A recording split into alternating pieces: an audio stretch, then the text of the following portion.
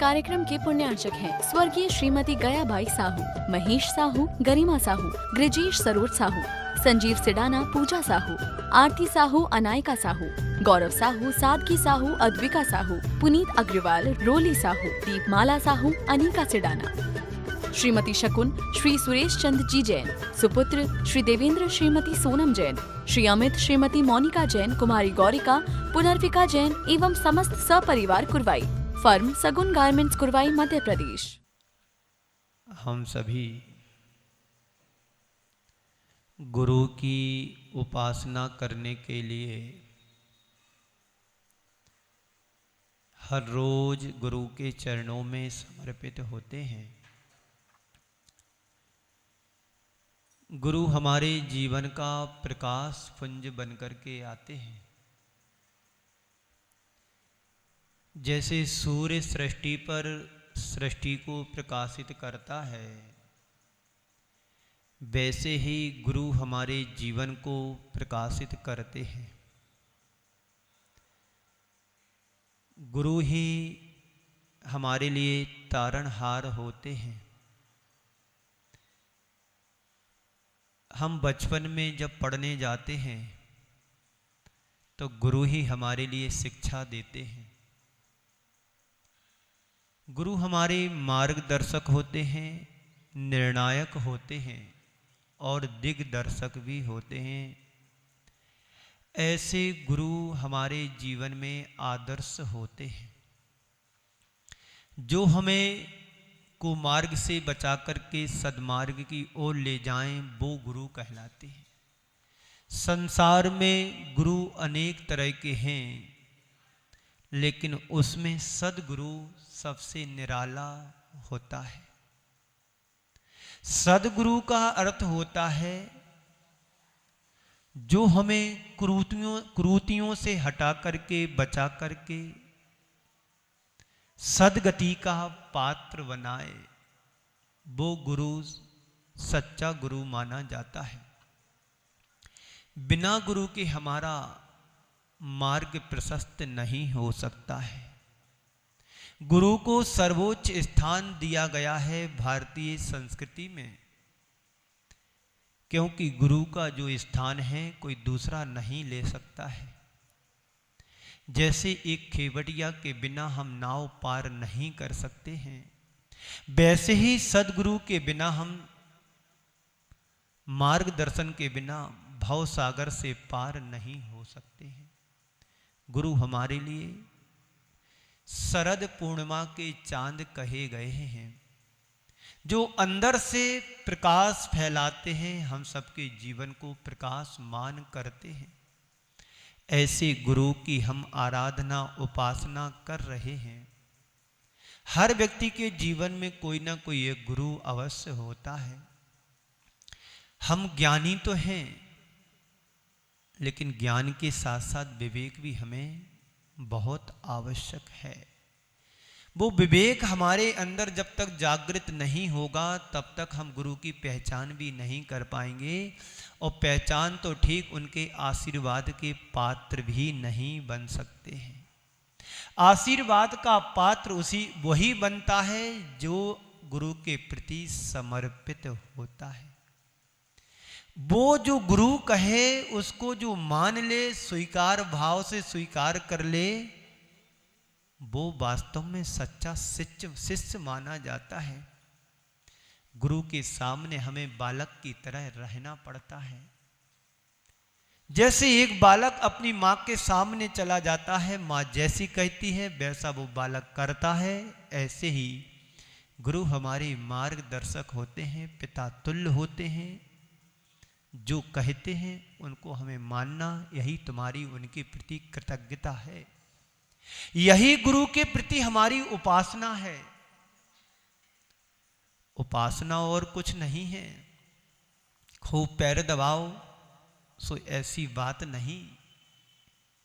पैर दबाने की अलग बात होती है, पर उनकी आज्ञा को श्रोधार्य करके अपने जीवन में उतारना एक गुरु के प्रति समर्पण होता है। इसलिए सदगृहस्थ के प्रमुख के कर्तव्यों में वह दूसरे स्थान पर रखा गया है देव पूजा के बाद गुरु उपासना। गुरु की उपासना हमारा महत्वपूर्ण कर्तव्य होता है। बिना गुरु कृपा के हम अपना जीवनोत्थान नहीं कर सकते हैं, क्योंकि दीपक को जलाए बिना अंधकार को नष्ट नहीं किया जा सकता है, दूर नहीं किया जा सकता है। अंधकार को यदि हमें समाप्त करना है, दूर करना है, तो दीपक को जलाना पड़ेगा। ऐसे ही हमारे अंदर का अंधकार है जो अज्ञानता का, उस अज्ञान रूपी अंधकार को यदि दूर करना है तो हमें अपने गुरु के समीप जाना होगा और गुरु की सन्निधि को पाना होगा। तब कहीं हम जाकर के अपने अज्ञान रूपी अंधकार को दूर कर पाएंगे। यहां पर मां साहब बैठे हैं, इनने सारी जिंदगी गुरु का काम किया। इनके आने वाले जीवन में कितने बच्चे संपर्क में आए होंगे, कुछ अच्छे भी होंगे और कुछ बुरे भी मिले होंगे, लेकिन गुरु का काम क्या होता है? अपने शिष्य को अनुकूल बनाना।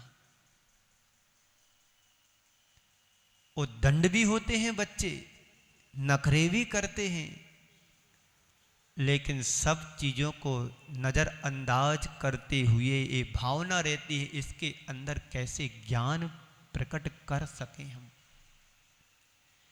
एक गुरु का शिष्य के प्रति यही कर्तव्य होता है कि अपने संपर्क में आने वाले प्रत्येक शिष्य को अच्छा रूप देना, उसके जीवन में निखार लाना पूरी कोशिश करता है गुरु अपने शिष्य को अपने अनुकूल बनाने का। एक बार मैंने कहा था कि हर गुरु का ये भाव रहता है कि शिष्य मेरे जैसा बने, और तभी गुरु अंत में उपसंहार में जाकर के अपने योग्य शिष्य के लिए अपना उत्तरदायित्व सौंपते हैं। जैसे सूर्य के उगते ही अंधकार पल में दूर हो जाता है, सूर्य के उगते ही सारी प्रकृति हर्ष उल्लास से उल्लसित हो जाती है। जो प्रकाश के उपासक होते हैं, पुजारी हैं, वे हमेशा सूर्य का अभिनंदन करते हैं, सत्कार करते हैं। सद्गुरु की कृपा यही परंपरा है हमारी। भारत की संस्कृति में गुरु शब्द गढ़ा गया है। दुनिया में तुम्हें टीचर मिलेंगे, गॉड मिलेंगे, गाइड मिलेंगे, सब मिलेंगे, लेकिन गुरु कहाँ मिलेगा? गुरुकुलों में मिलेगा। इसलिए गुरुकुल अपना सार्थक नाम कर रहा है। जहां पर गुरुजी रहते हैं उसका नाम गुरुकुल, और जो कुल की कीर्ति को बढ़ाए उसका नाम गुरुकुल। जो कुल की कीर्ति को बढ़ाए उसका नाम गुरुकुल, और उसी का नाम कुल गुरु। आचार्य ज्ञान सागर जी महाराज ने अपने शिष्य से कहा था, गुरुकुल बनके कुलगुरु बनना, कुलगुरु बनके गुरुकुल बनाना। आचार्य श्री ने यही कहा, कुलगुरु बने, परंपरा से गुरु बने, और अंत में जाकर के इतनी बड़ी बड़ी संस्थाओं का निर्माण करा करके गए। गुरुकुलों को आशीर्वाद दिया, संस्थाओं को खोला, प्रतिभा स्थली जैसे स्थानों को तैयार किया, स्वास्थ्य विभाग में भाग्योदय जैसे चिकित्सक स्थान को बना करके आशीर्वाद दे करके आज हमारे लिए एक आदर्श है। तो ये भारत में ही सारी चीजें हमें देखने को मिलती हैं। गुरुओं का आशीर्वाद हमें भारत में मिलता है, और हम सब बड़े सौभाग्यशाली हैं कि आज हमें गुरुओं का आशीर्वाद प्राप्त हो रहा है। और आशीर्वाद वही व्यक्ति प्राप्त कर सकता है जो व्यक्ति अपने गुरु के प्रति समर्पित होता है। तो गुरु शब्द अपने आप में बड़ा अर्थपूर्ण शब्द कहा गया है। कल मैंने कहा था, परसों भी कहा था, गु यानी अंधकार, रू यानी प्रकाश। गुरु वह होते हैं जो हमें अंधकार से निकाल करके प्रकाश की ओर ले जाते हैं। उसका नाम गुरु है। जो गंभीर होते, उदार होते हैं, रहस्य के उद्घाटक होते हैं, ऐसे गुरु को हमारे जैन दर्शन में और सनातन धर्म में परंपरा से स्थान मिला है। हर व्यक्ति जन्म लेता है, जन्म लेकर के ही गुरु नहीं बन जाता है। गुरु बनने के लिए उसे खुद गुरु बनाना पड़ता है और तब वो आने वाली परंपराओं में, पीढ़ियों में गुरु बन पाता है। गुरु ज्ञानी गुरु पारखी, गुरु को उदार गंभीर, और रहस्य उद्घाटक गुरु, गुरु प्रभु तस्वीर। गुरु हमारी प्रभु की तस्वीर होते हैं, दर्पण की तरह होते हैं। जैसे प्रभु का रूप गुरु में दिखाई देता है, क्योंकि प्रभु तो बोलते नहीं हैं, लेकिन गुरु ही हमारे लिए उपदेश देते हैं। तो गुरु में प्रभु की तस्वीर हमें दिखाई कब देगी? जब आप गुरु को सम्मान देंगे, गुरु को आप महत्व देंगे, गुरु को आप अपने हृदय में उतारेंगे, तो उसी गुरु में आपको एक प्रभु की तस्वीर दिखाई देगी। एकलव्य ने गुरु को बनाया, श्रद्धा और भक्ति से बनाया कि गुरु हमारा यही है, इसके अलावा कोई दूसरा नहीं है। तो मिट्टी के द्रोणाचार्य बना करके उन्होंने धनुर्विद्या विद्या को सीख लिया।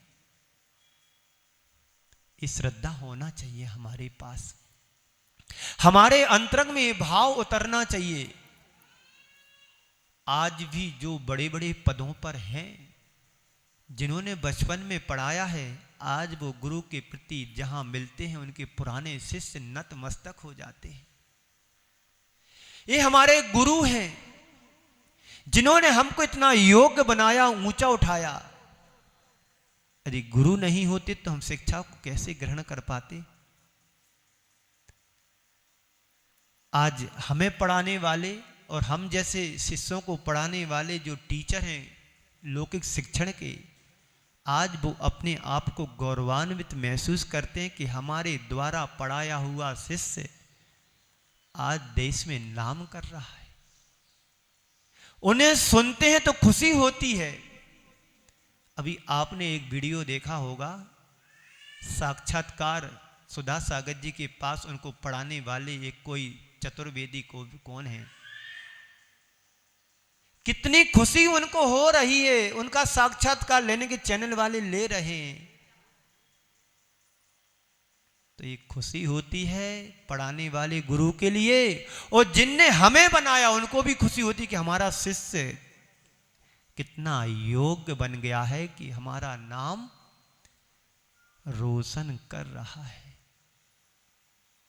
तो संत कहते हैं गुरु की मुद्रा में प्रभु की तस्वीर होती है। इस रहस्य को समझ लेता है जो, वही सदगुरु का सच्चा लाभ ले पाता है। गुरु की बड़ी कृपा होती है, गरीब हो या अमीर सबको समान रूप से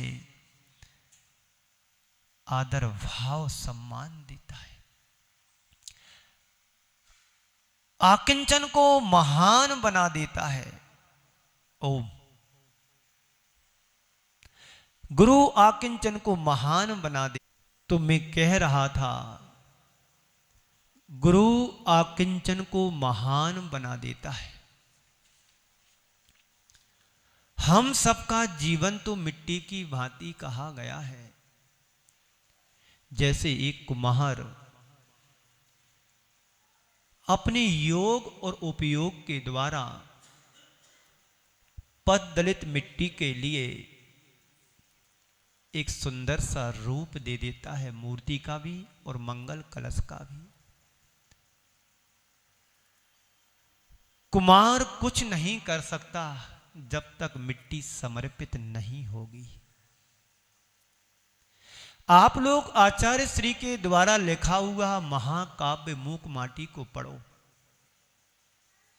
मिट्टी की वो खदान से यात्रा प्रारंभ होती है और एक मंगल कलश तक बनने में कितना परिश्रम होता है मिट्टी का। और यदि मिट्टी खदान से निकल करके नहीं आती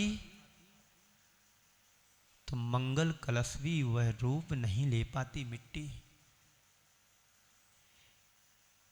खदान में मिट्टी ने कुदार की प्रहार को सहन किया और वहां से कुम्भकार लेकर के आता है, आंगन में खुले आसमान में डाल देता है। सर्दी का समय है, उस सर्दी के समय में मिट्टी में पानी डाल देता है कुम्हार। रात भर मिट्टी फूल जाती है, उसकी पूरा जीवन सूझ जाता है। इतना ही नहीं, सुबह कुम्भकार उठता है तो पद दलित करता है, उसको पीटता है, रोंदता है, और रहती कसर तो थापी से ठोक ठोक करके उसको सीधा करता है। तब घड़ा या कलश या कोई सकोरा तैयार होता है। इतना ही नहीं, मिट्टी और सहन करती है